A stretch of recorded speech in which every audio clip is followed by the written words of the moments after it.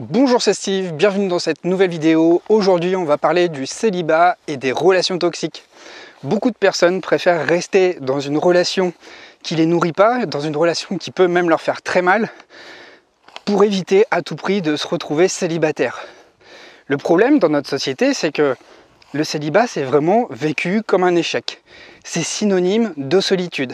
C'est toujours connoté avec la notion de rejet ou de tristesse. Pourtant, être célibataire, c'est peut-être la forme la plus naturelle que nous puissions vivre dans notre vie. Pourquoi je vous dis ça? Parce que finalement, le couple, vivre avec quelqu'un, c'est quelque chose de tout à fait culturel. Quand je dis que c'est culturel, c'est une construction sociale. C'est de l'ordre de l'acquis. C'est pas quelque chose qui va de soi. C'est vraiment une construction. Et ça demande des efforts.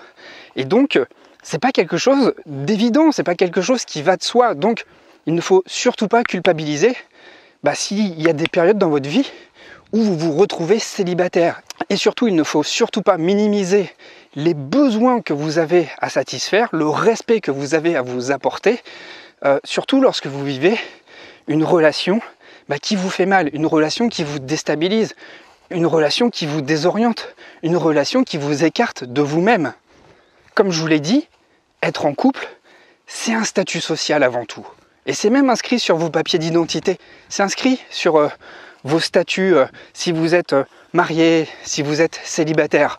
En revanche, on ne va pas indiquer sur votre fiche d'état civil si vous avez des amis, si vous avez des bons liens avec votre famille, si vous avez des bons rapports sociaux.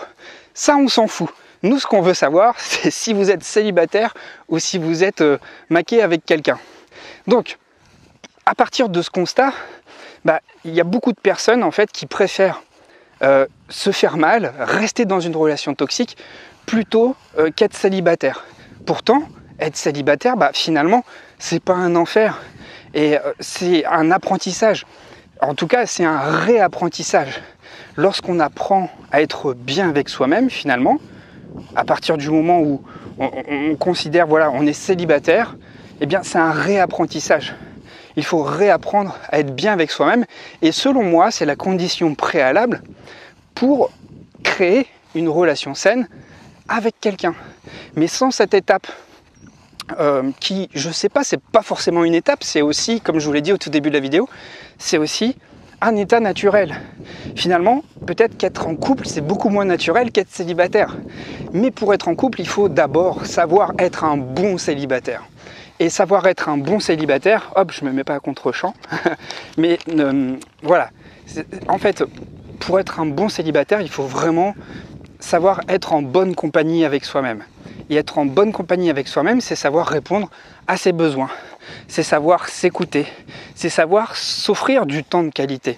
Parce que si toi, tu n'es pas capable de t'offrir un temps de qualité, si tu n'es pas capable de te respecter, si tu n'es pas capable de te faire plaisir, de t'apporter des bonnes attentions, des moments cool, des moments délicats, une bonne écoute, en fait, tu vas rester malheureux et tu vas toujours attendre que ces besoins-là que tu n'arrives pas à satisfaire par toi-même, tu vas toujours attendre que ça vienne de l'extérieur.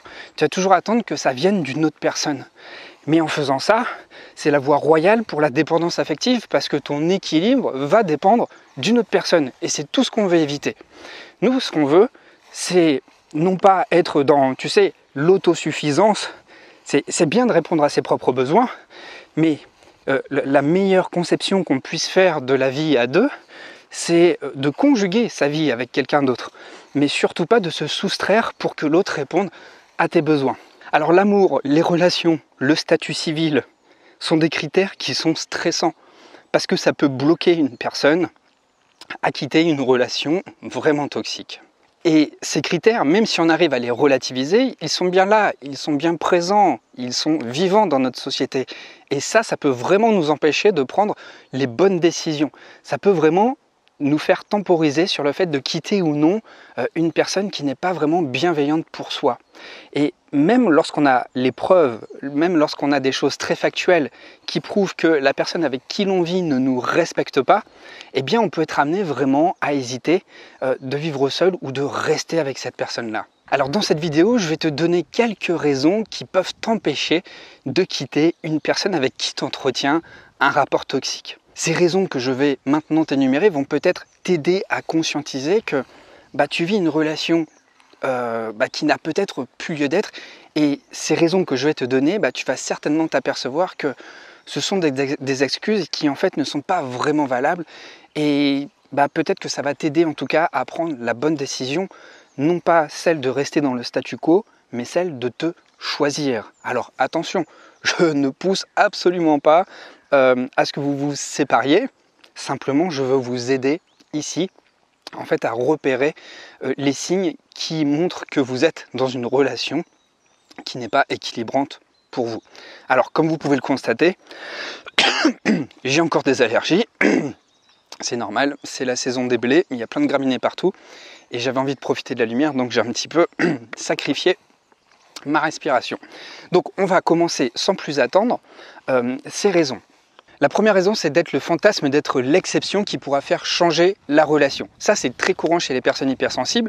C'est votre côté sauveur qui s'exprime parce que vous arrivez vraiment à bien comprendre, à bien percevoir la dynamique de votre partenaire. Vous connaissez ses travers, vous êtes parfaitement conscient de ses blessures, de ses souffrances, et vous savez au fond de vous, là où il faudrait que cette personne soit pour qu'elle soit bien. Et vous, votre but, c'est que cette personne soit bien pour que vous soyez bien. Sauf que vous ne pouvez pas faire les choix à la place de votre partenaire. C'est sa responsabilité. Je comprends que vous ayez envie, que vous ayez cette volonté. Il y a ce côté utopiste aussi, ce côté d'idéalisation de la relation, où vous arrivez quelque part à percevoir le potentiel de votre partenaire. Mais quand bien même vous alimentez ce fantasme, quand bien même vous percevez ce potentiel, toutes les capacités, toutes les qualités qu'il peut développer, il ne tient qu'à cette personne de les développer et c'est absolument pas votre rôle de l'inciter à développer cela. Évidemment, vous pouvez soumettre des suggestions, vous pouvez proposer des axes d'orientation, d'amélioration, mais personne d'autre que cette personne ne peut faire les choix à sa place. Donc ça peut créer un blocage. Ensuite, le second point, vous pouvez alimenter la peur de faire un accroc à cet amour que vous percevez comme intense.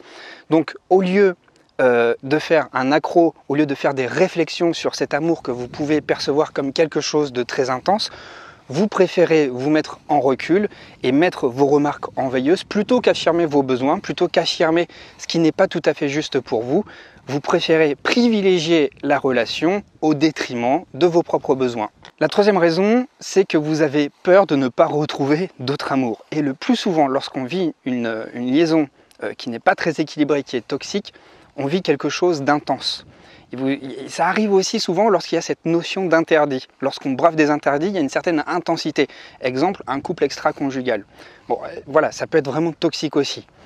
Eh bien, c'est dans ces configurations-là, que ce soit toxique ou interdit, que ça crée de l'intensité. Et c'est cette intensité-là à laquelle on devient accro. Et on pense que l'amour véritable, c'est cette intensité qui nous fait vivre des montagnes russes. Et on devient vraiment accro à toutes ces sensations fortes. Et on a l'impression que en quittant cette personne, on ne vivra jamais plus des émotions aussi fortes. C'est peut-être probable, vous n'allez peut-être plus vivre des émotions aussi intenses, mais en vous remettant en question et en vous donnant la chance de construire quelque chose de différent, certes, vous allez peut-être vivre quelque chose de moins intense, mais il est fort possible que vous viviez quelque chose de beaucoup plus sain. Alors attention à l'intensité parce que c'est quelque chose à laquelle on est très facilement accro, surtout lorsque vous êtes une personne à haute sensibilité.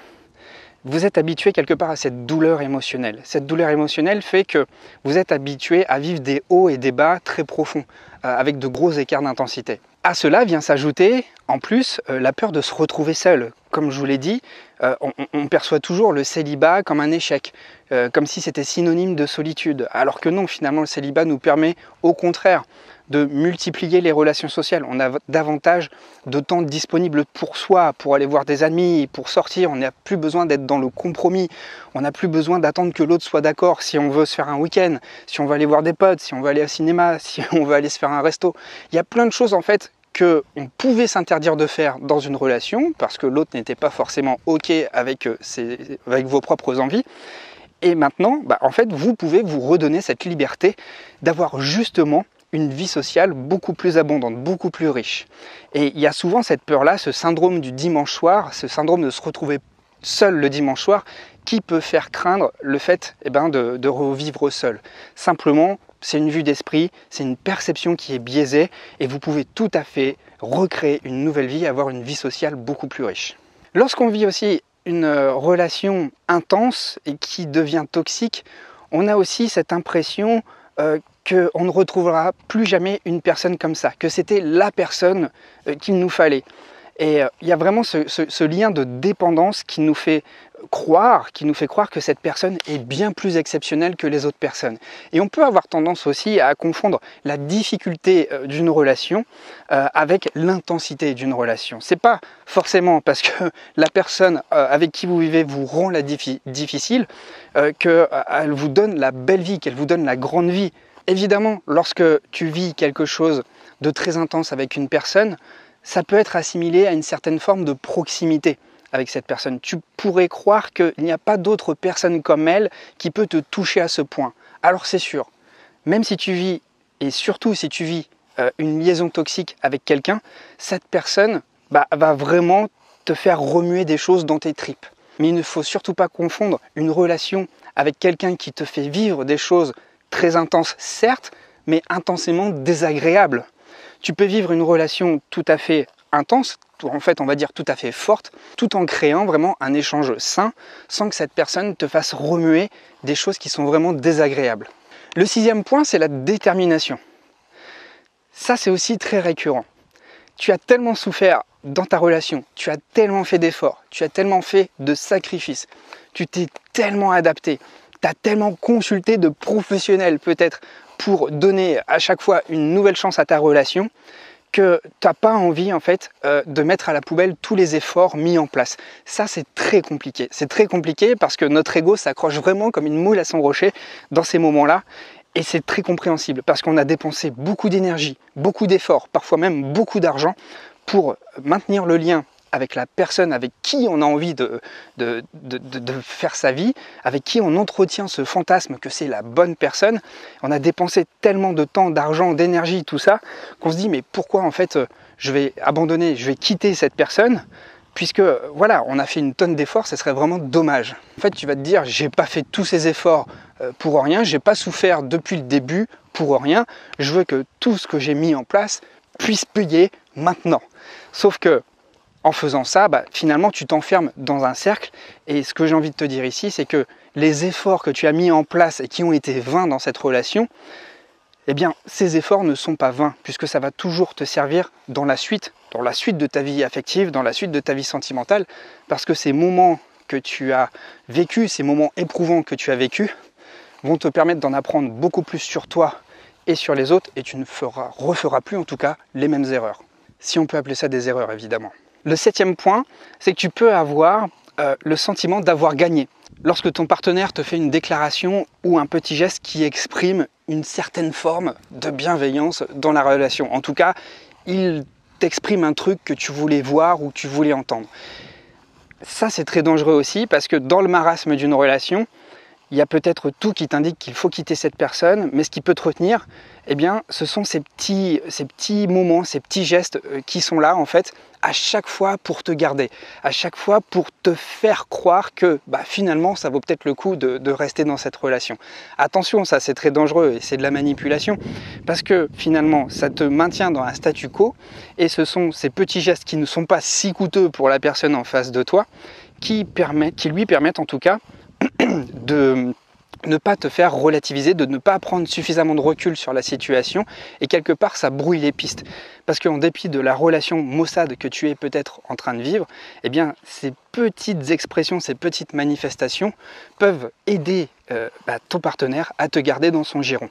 Donc ça, il faut vraiment prendre beaucoup de recul par rapport à ça, et surtout ne pas se laisser acheter par rapport à ces petits gestes. 8e point, et ça concerne surtout les femmes, c'est l'urgence de l'horloge biologique. Je ne vais pas m'étaler très longtemps là-dessus, mais tu auras compris très facilement que quand on arrive à un âge avancé, quand je dis avancé, c'est par rapport à l'horloge biologique, voilà, quand on approche la quarantaine ou qu'on a même dépassé la quarantaine, beaucoup de personnes choisissent un partenaire, parfois par défaut, parce qu'il y a cette peur de ne pas pouvoir se reproduire, cette peur de ne pas pouvoir avoir d'enfants.